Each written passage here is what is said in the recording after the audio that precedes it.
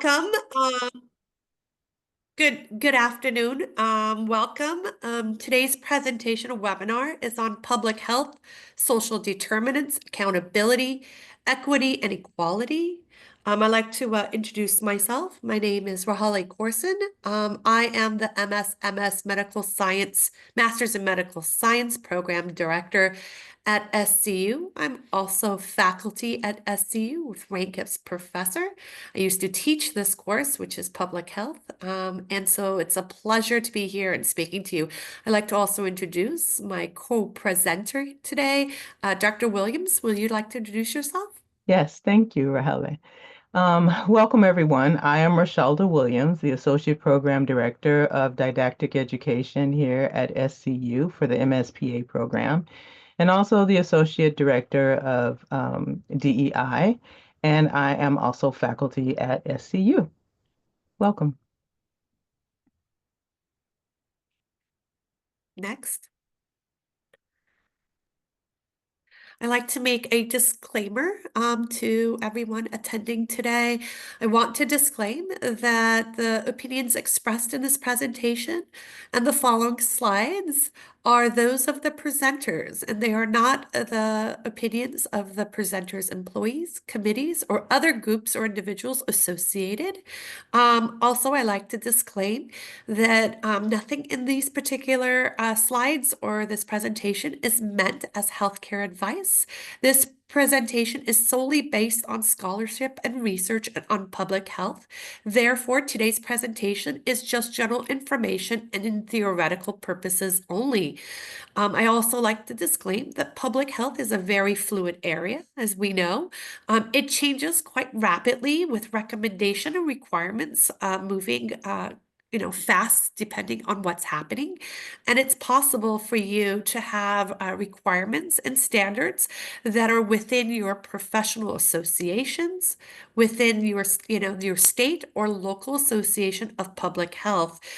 Please, I just put a few of those informations for you on this presentation. There is a lot more websites dedicated to public health information. Make sure you're up to date and make informed decisions based on those recommendations and guidelines. Next. Today's presentation objectives. This is a 1 hour presentation. We cover the terms like health, community, public health, community health, public population health. We briefly describe some of the determinants of health. We list and discuss factors that may influence community health. We talk about 10 essential public health services. We describe and explain some of the multimodal causal disease models that impact our health. We explain and organize and improve on the discussion on community and public health. Next. We explain, non-communicable diseases and how that impacts our health. We describe the socioeconomic characteristics of minority groups in the United States. We list and describe some of the major priorities for race and health initiatives. We explain the role of socioeconomic status and some of the social statuses that impact health disparities among racial and minority groups, ethnic minority groups. And we describe the cultural and linguistic competencies and what's important related to minority health and public health sector. Next. As an introduction, I always talk about public health as being something that's quite old. We've been doing this for since we created communities. So as long as we as humans have been together in communities, we have created public health and community health. However, what we know as today's community and public health, it's about 100 years old. And we have really impacted a lot of the variables that impact our health, including how long we live. As you guys all know we've been living longer and longer. So if you compared 100 years ago with today's variables and outcomes, we are living longer, we're living healthier lives. However, there is always room for improvement. We just went through COVID and the current events, even today with public health, we can always improve. In fact, there's never a time that we can say we've done it all. Our goal in public health is eliminate diseases, disease and disorders. That is our perspective. But we are always trying to achieve the best health possible globally and within the United States. It requires us to have individual action. I'll talk about this a little bit later, but when we look at public health and community health, we're looking at the greater, public perspective. But I always remind people that it takes the individual actions, the one in the larger to make change happen. So while we were going to talk about this as organized community and public actions, I really wanted to talk about the fact that the individual is at the center of this as well. They're embedded, though we don't talk about personal health in this particular presentation, that one is always embedded. Next. So, what are some of our 21st century achievements? Of course, we can't talk about public health without talking about vaccines. Vaccines have prevented some major deaths and communicable diseases in the last 100 years. Secondly, road and motor vehicle safety has improved, and a lot of people don't know that that's a public health initiative, that car safety, motor safety, and road safety has been driven for the last especially 50 years under public health initiatives.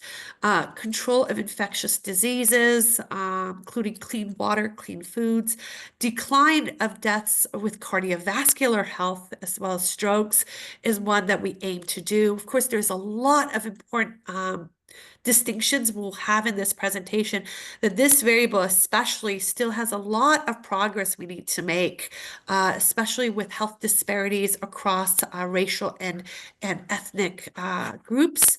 Reduction of child mortality rates, again, with the caveat that we still have health disparities when it comes with race and ethnic groups on these variables with child mortality rates. Prevention and control of communicable diseases, access to safe and healthy foods and water, sanitation, safer workplaces, family planning, and of course, the reduction of tobacco use as a public health hazard. We talk about not only tobacco use, alcohol use, and reduction of drug use as well. And of course, just improving preparedness and response to all public health needs. Again, knowledge helps us make informed, better decision and being prepared for future community health challenges that we will face. And that is our work as public health workers, is to be able to understand these challenges, get ready, and be prepared for the next. Next, please. What is our definition of health? There is a lot of definitions of health. The World Health Organization has one, the CDC has one, and it really means different things to different people. It is a dynamic state. It is a dynamic state or condition of human organism that is multidimensional in nature. A resource of living. It results from a person's interactions with and adaptation to his or her environment. So it's a complex thing, and we'll talk about it a little bit later, but health means different things to different cultures and different people, and we have to be mindful and respectful of these definitions. Next. Definitions of community. A community is anything that's a group of people that have common characteristics. It can be defined by location, race, ethnicity, age, occupation, interest, or any particular problem or outcome or common bond. Typically for communities, we have some type of membership. It's like being a student, right? Our students have membership as students to that particular community. It has common symbols. As you can see with my university, we have a symbol for SCU. You have shared values and norms. We have a mission statement. We have a vision statement. Dr. Williams and I share a lot of that. We are from the same community. community. We have mutual influences. We work with the same people. We have the shared needs. There could be differences. There could be commonalities, and that's okay. We are a community, and we're committed in meeting them. And that particular thing is extremely important because a community is not only shared in those commonalities, but that common need to make a difference together. We are emotionally connected. We have the same needs to make ourselves healthy, well, and move forward and progress. And so I want you kind of to think about that when we talk about communities and public health. Next. Other definitions, public health. Public health is the actions of society that we take collectively. That kind of gets really like, what does that mean? We saw that in COVID. A lot of people asking about definition. Do I have to be part of it? I choose to opt out. And we talk about that in a sense of the common good and the perspective of health and inclusivity, understanding, hearing, respecting, and being able to discuss those actions that fit our public health needs. Community health is the health issues or statuses that define that particular group of people. They include the actions and conditions to promote, protect, preserve the health of those within that community. And population health is the health outcomes of the group of individuals, including the distribution of those particular outcomes within public health and community health. And so it's the outcomes that look at public health, population's health, excuse me. Next. I love this picture because it's the hug, it's the awe, it's the population interacting. Both the community and population health promote the public's health through public health practices and prevention strategy. That's what we're about. We are about helping prevent disease from occurring. And Dr. Williams will talk about that a little bit later, the levels of prevention programs, but we're there to engage, work, commit to culturally appropriate manner. And again, we'll cover that a little bit later with Dr. Williams. When we talk about culture, we're talking about at the level of the culture, understanding, speaking in terms to that culture and being respectful for the needs and challenges that are faced by that particular community. And we do that by understanding the distributions, the determinants, the challenges, the changes, and tracking and measuring the indicators of health outcomes, exposure between and across those particular populations. Next. What affects that? There's 5 factors. Your physical environment and it impacts that, and that's, where you live, where you're impacted. Your genetics, we'll talk about that a little bit. We have to be very careful because some of those things that are, the prenatal factors are also affected by some of our social determinants. And so I want to make sure there's overlap. As you see those circles, they're overlap. They're not independent of each other. All these factors are social, cultural, physical, genetics, impact our health, and they are overlap. They are gray areas. They get into each other. One impacts the other. They're all connected. And so we have to make sure we understand that all of these interconnections, all of these determinants of health are addressed or at least discussed, because if we fail to discuss one or portions of any of these important influencers, we will impact health. Next. Physical factors, geographic, environment, community size, industrial development. So someone that lives in New York City during COVID will look very different from someone that didn't live in New York City. Right now, Dr. Williams and I are in an area that was impacted by major fires in Southern California. Today I'm in Pacific Palisades, right where it happened.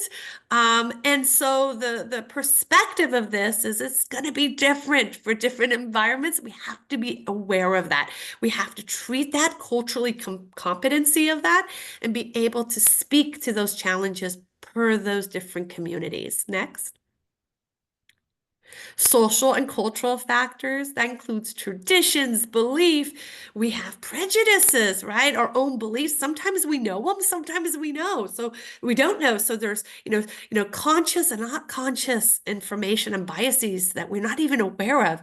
Our economy and economics, our politics impacts us, our religion, our social norms, and our socioeconomic status impacts all of these factors.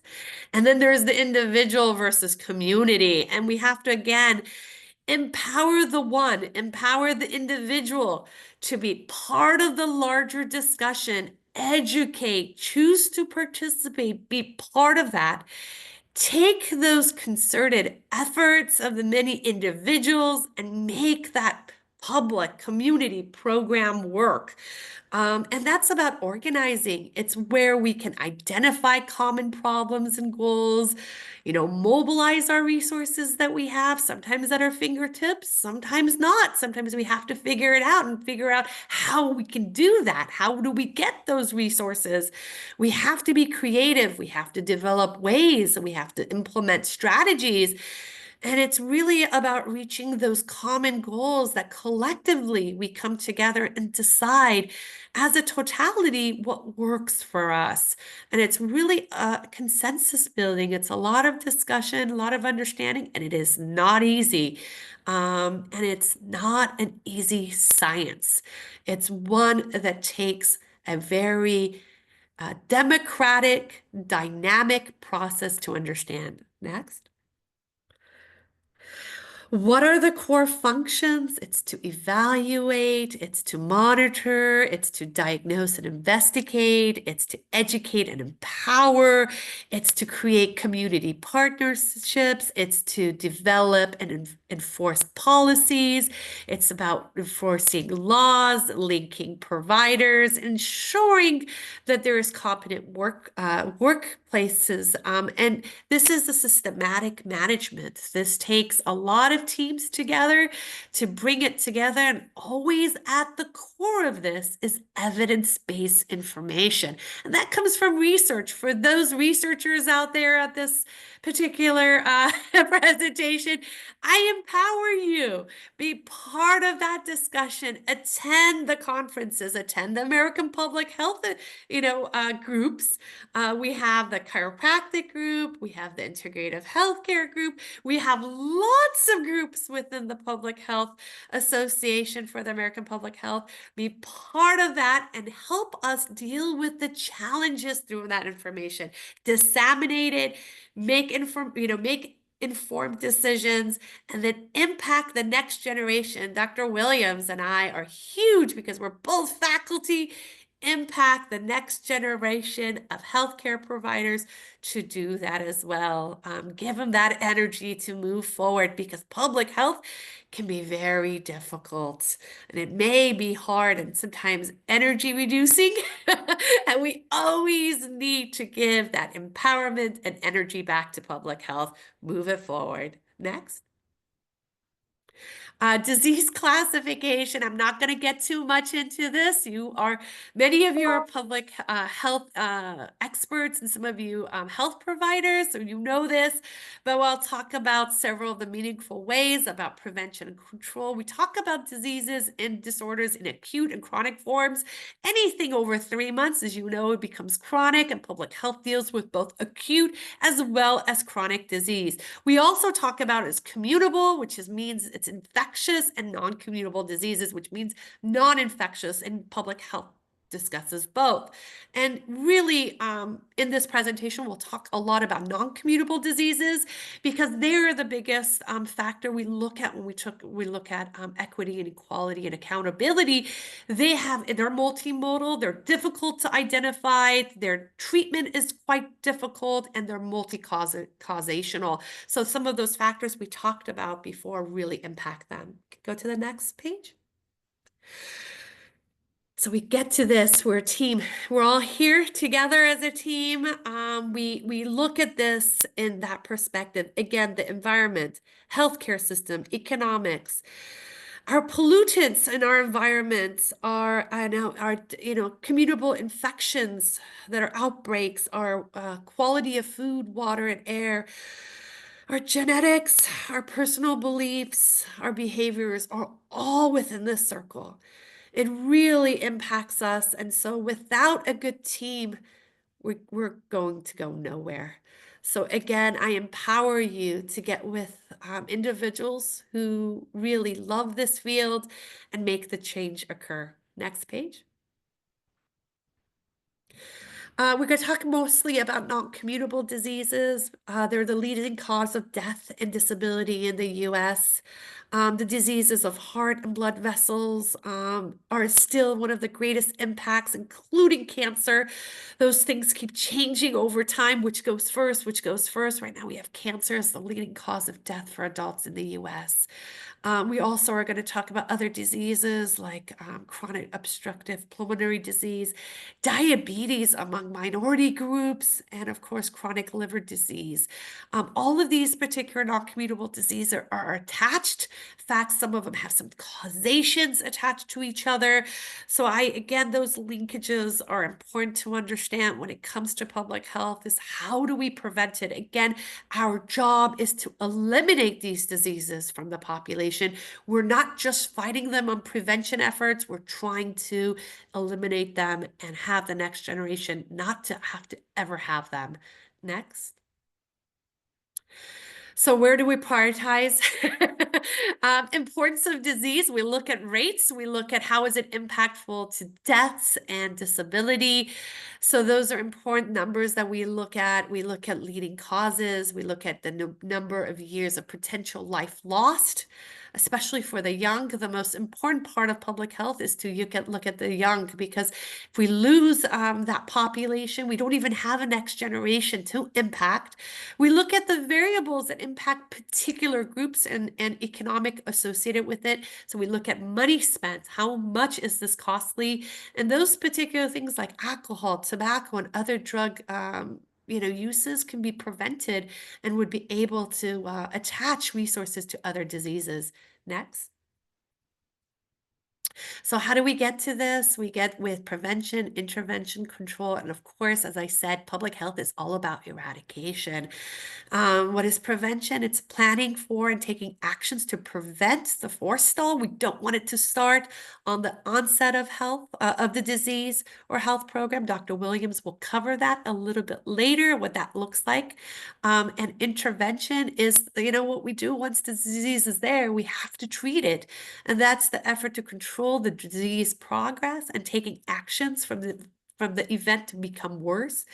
The control is when it's really in our population and we're trying to contain the disease and prevent further outbreaks. And it's really the last resort is the control perspective. And of course, we try to eradicate. All of this is a total elimination of the disease from the human population. And we've been really good doing that with communicable diseases in the last 100 years. We're now trying to do that with non-communicable diseases like heart disease, diabetes, and cancers. We're so close. We're so close with cancer. I hope in the next 30 years, we can say we have the cure. And we never have to lose another individual to that particular disease. And that would be amazing to be able to see that in our generation. Next.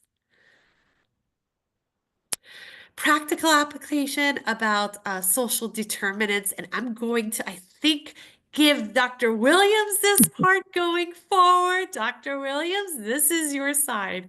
I'll take it from here. Thank you, Dr. Carson. Now that we have explored the role of public health in prevention, intervention, control, and the big winner, eradication of diseases, let's look at how all of this impacts the day-to-day lives of individuals living in a community and how the social determinants of health can provide benefits to a community, and alternatively, how the community is at greater risk if those resources are lacking. The CDC defines the social determinants of health, as we've seen, as non-medical factors that influence health outcomes, are conditions in which people are born, live, learn, work, play, worship, and age. So let's break them down a little more. There are 5 basic categories. So for economic stability, the question is, can you earn a living in the place where you're living? Can you provide for your family and save up for a rainy day? Is there access to quality healthcare available? Is the neighborhood well built and substantial? Is it structurally sound? Are people thriving in that area? Are they moving in and moving out? Are local businesses established and thriving there? Is there access to quality education? And is there a sense of connection or community, like the picture where Dr. Krisan said she liked it because they were hugging and cheering each other on? Are people able to participate in civic activities? Do you have a sense of belonging with your neighbors and with the businesses in your community? Now, as we delve deeper into the definitions of the social determinants of health, there's mention of systems and social structures in place that stratify the distribution of money, power, and resources, which begins to paint a picture of a different reality. We realize that many of the systems that are in place are actually a result of impact of racism. Systems that were designed, in fact, to withhold resources, to keep people out, and to establish restrictions. For example, unfair housing policies have led to conditions where people of color are more likely than people that are white to live in communities with decreased resources. Such as healthy food or healthy homes. You hear of food deserts or fast food swamps. And are there places for recreation and physical activity, access to quality education, and good medical care? So we spoke a little bit about the prevention methods used in public health. So a primary prevention is to enact an action or a safeguard before an individual becomes sick or injured. Secondary is once the disease has occurred to prevent progression of the disease, such as screening tools for early identification and to be able to initiate treatment, such as mammograms. And then tertiary is once the disease or a trauma has occurred, how to help the person live the best life that they can dealing with the conditions that they're dealing with. So I'm going to use a method presented by Dr. Camara Jones, a family physician and epidemiologist with an MPH, and she was actually the former president of the American Public Health Association. She uses allegory to explain points. So let's review some practical applications of impact of variability of the social determinants of health and how having resources in place or the lack thereof can influence a community, increasing either their risk or protection. So if we look at this diagram, we see a community here, and they are living on the in this area. So it's on the edge, but they're doing okay, and they're just kind of going along, living their daily lives. And then one day, uh-oh, somebody falls, and they fall off the edge of the cliff. And so there's no protection or preventive measures here, so they end up landing on the ground and they get injured. Well, fortunately, in this community, they have an ambulance. So they have some tertiary care available. So the ambulance will take that person to make sure that they get acute care. But wouldn't it be great if we could prevent them from falling? The resource is there, but if we don't have to use it, that would be better for our community members. So if we put something in place partially up the cliff, such as a safety net, if the person falls, the net will catch them, so they won't end up needing that tertiary care. But over time, the net could become damaged, or if it's not maintained, or if enough people fall on it, they could damage the net. And it may end up that a person falls there and they fall through, and they would end up in the same situation and need the tertiary care. So then we think, well, what if we put a primary prevention measure in place and we kept them from falling at all? So then we put a fence up here, so the community is safer. They're still near the fence, but it's at least a safeguard there. The problem is if enough people lean on the fence or press on it, or somebody runs into it, they might fall through the fence, they might fall through the net, and they may still need the tertiary care. Where the social determinants of health come in is that they actually move the community away from that danger zone. And so they have safer areas, recreation areas, and houses that are moved away from this danger zone. So that community is benefiting from prevention measures as well as the social determinants of health. Now, where do healthcare disparities come into play? Well, let's look at our community again, and we'll add another community for comparison. So the community in the back or on the far right here, they have all of their mechanisms in place, primary, secondary, and tertiary. And it may look, very similar here, but if you look closely, this community in the forefront is at a little more risk because although they have a tertiary measure in place, it's on a flat tire. So as long as they don't need that tertiary measure, they're good. But if they end up needing it, it's a problem because it's going to take them longer to get where they need to go if they can get there at all with this flat tire. They may have to call in for some reinforcements, that kind of thing. And then let's look at another community. So what if we have a community that has a primary and a secondary prevention measure in place, but they don't have tertiary? So this could be like, perhaps a rural community. And it's, fortunately, you don't need the tertiary care all the time, but when you need it, you need it. So this community is at some risk as long as they stay away. Their social determinants of health are working and they have their primary and secondary measures in place. We're okay, but there is a possibility for some risk here. Moving on, we look at another community. Now, they have primary prevention measures in place, but they don't have any secondary or tertiary. So again, as long as you're young and healthy and you're living where you're supposed to be and you're not doing any dangerous activity that would increase your risk of falling off that wall, you're okay. Now we get into some sticky water. What about this community? Their social determinants of health are in place and protecting them for now, but they don't really have any prevention measures here, not primary, secondary, or tertiary, and they are at risk. So this community, as well as this community, they are definitely at increased risk. So you can see how all of those factors come into play. Then the question becomes, how do we safeguard our communities? So I'm going to, for the remainder of the information, I've divided it into three sections, the problem, proof, and plan. So the problem is that in the way we are performing healthcare in the United States, it's not effectively serving millions of Americans. We have health disparity and we have healthcare inequities.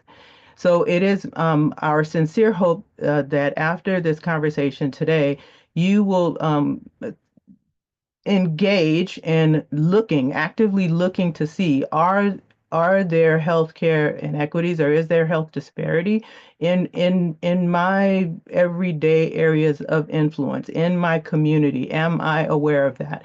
And then you will have conversations with others who participate in healthcare in some way and commit to doing something to make a difference to move us towards health equity. We're also going to look at some proof. So we are saying that there are healthcare disparities, but is that really true? So let's look and see if we can find evidence to support that.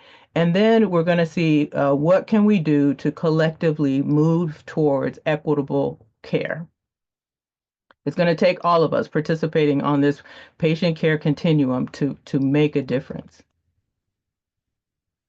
So when we talk about healthcare disparity, what are we really talking about? What does that term really mean, and do they really exist? Healthcare disparity refers to differences between population groups in the way that they access, experience, and receive healthcare.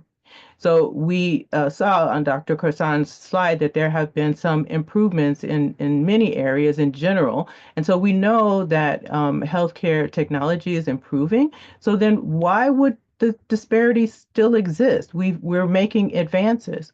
But when we consider health disparities, we must also consider the adverse health outcomes that occur as a result of differences in health care received, especially by socially disadvantaged groups. One might be tempted to ask, well, aren't those disparities just a reflection of variability that would occur in any distribution of health services? And one could potentially argue that, except that history has shown that the structure of many of the systems that are in place contribute to those disparities. And variation of resources that are available in particular communities were strategically planned and placed in those communities of socially disadvantaged groups, meaning healthcare differences are plausibly avoidable. And how is health equity defined? It's a process, assurance of the conditions of optimal health for all people, which requires valuing all individuals and populations equally, recognizing and rectifying historical injustices and providing resources according to the need of the individuals. That's the big caveat. So I posed a question earlier, do healthcare disparities really exist? And the answer is yes. It's evidenced by the fact that multiple government agencies have legislation or policies to address health equity. One such example is the Healthy People 2030, which is our national health and research objectives for the decade for health promotion and disease prevention for Americans. It's like the beginning of the year, you make your resolutions. So at the beginning of the decade, the nation makes its resolutions for the objectives of health that we're going to try to conquer. They proposed to the uh, secretary, the Secretary's Advisory Committee on National Disease and Health Promotion and Disease Prevention, which recommendations they would like to challenge for the decade. And the committee is comprised of non-federal, independent subject matter experts. So it's looking at where is the need, driven by evidence, and then what are we going to choose to attack as a nation. One of the overarching goals for Healthy People 2030 is to eliminate health disparities, achieve health equity, and attain health literacy to improve the health and well-being of all Americans. Another source of proof of health disparities is in the Health Equity and Accountability Act of 2024. This legislation was introduced last summer and addresses health disparities in America. Of note, this legislation has been introduced to every Congress since 2003. The point is, if there were no health disparities, we wouldn't need these types of legislation and initiatives. So they obviously exist. Now, a word about race. So while I do not ascribe to race divisions, and I personally prefer to speak of an individual's ethnicity or their social alliance, much of the data reported uses race as a descriptor. This is a fact. So I may use terms related to race when reporting the findings because I'm reporting the data as released. But race is not a biological construct, it's a social construct. It's utilized to support the power dynamic of superiority and division and economic gain. Race supports a caste system and creates division and fuels the impacts of racism. Race-based medicine is still being used by some providers, such as in pain tolerance based on an individual's skin. Our focus should be on determining the etiology. There are clues embedded in group differences, and we should be focusing on that. And because ignoring the etiology perpetuates ideas of biologically determined differences between races, and because of the genome, we know that's just not the case. There's one race, the human race. So since one of the Healthy People 2030 goals is to eliminate um, uh, health disparities by 2030, it's important to look for them, to look for potential effects of racism and causing race-associated differences in health outcomes. And at the end of our presentation, we have a TED Talk by social justice advocate Dorothy Roberts, and she exposes the myths and the consequences of continuing to practice race-based medicine, and she expounds on ways that we should actually move away from that practice. In this country, the majority of the population is non-Hispanic white at 58%, with racial and ethnic minorities making up approximately 42%, which means about 1 in every 4 people is in the United States identifies as a person of color. This is expected to change by 2050. While the diversity of the composition of the population of this country is one of our greatest strengths, the disparity evidenced in healthcare in this country would lead you to believe that there are segments of the population that we don't value. Disparities in health outcomes in the United States have been identified in various areas, and so we of course can't go through all of them with the time we have allotted today, but we're going to focus on a few just to drive home the points of this presentation. So the infant mortality rate, the rate of cardiovascular disease, cancer, and diabetes. For Blacks, there has been no significant improvement in the infant mortality rate for a decade. Um, you can see here on the charts that they remain the demographic most impacted by infant mortality, with the African American infant death rate at more than 2 times that of white Americans. During 2020 to 2022, the infant mortality rate per 1,000 live births in the United States was highest for Black infants at 10.6, followed by American Indian and Alaska Natives at 8.1. It is not lost on me that February is American Heart Month and Black History Month because the age-adjusted death rate for heart disease is highest in Black Americans at 216.9 out of 100,000, followed by whites and Native Hawaiian and Pacific Islanders. Excuse me. The highest mortality rate for diabetes is Native Hawaiian and Pacific Islanders at 49.9 out of 100,000, and American Indian or Alaska Native 47.7 of 100,000, and Blacks 42.9 of 100,000. Now, when it comes to cancer, while white individuals have a higher all-cause cancer incidence rate, Blacks have a higher cancer death rate. They're more likely to die of cancer if diagnosed. And they have, so overall for Blacks, they have the highest cancer mortality rate, age adjusted, at 166.8 per 100,000. And they have higher rates of new colon cancer, cancer of the rectum, and prostate. So what do we do about all of this? The first thing is that you're not alone. Like no one is going to be able to accomplish this on their own. It's going to take the collective efforts of all of us working together in every discipline, every profession that intersects with healthcare and provides any kind of service to individuals from policy writing to actually providing the hands-on care. I've listed some sources here that will help you. It's like, well, where do I start? What do I do first? So these are some excellent references for things that you can do in your everyday activities to make a difference. And one of them is just asking the question, are there healthcare disparities here? Do I see evidence of that? And then being committed to do something about that.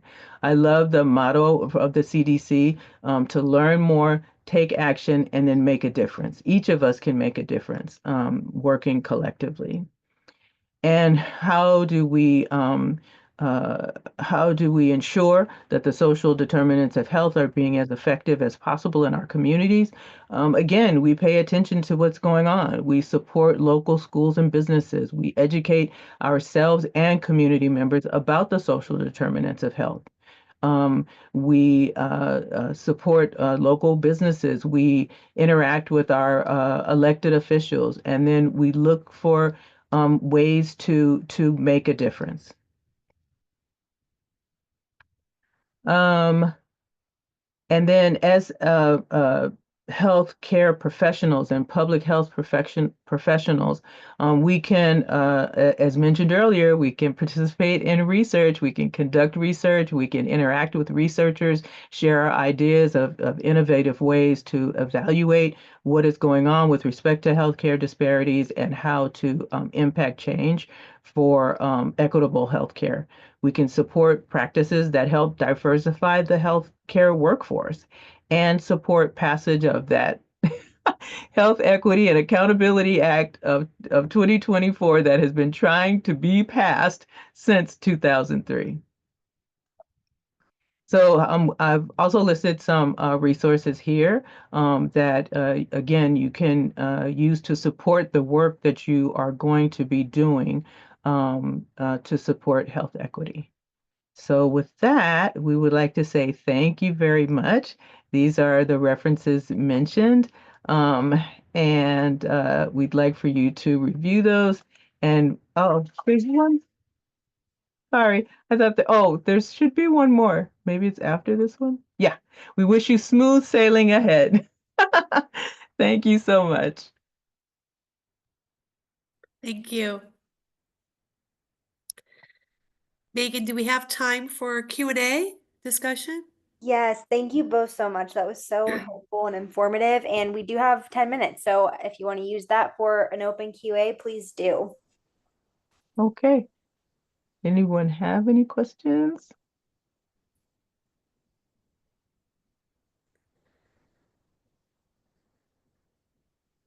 I just wanted to remind everyone too, I saw just numbers kind of going up and down, but if you did miss any of this, or if you want to rewatch, this is going to be on the AI Gem YouTube channel early next week, and I'll go ahead and send an email out to everybody registered so they have that.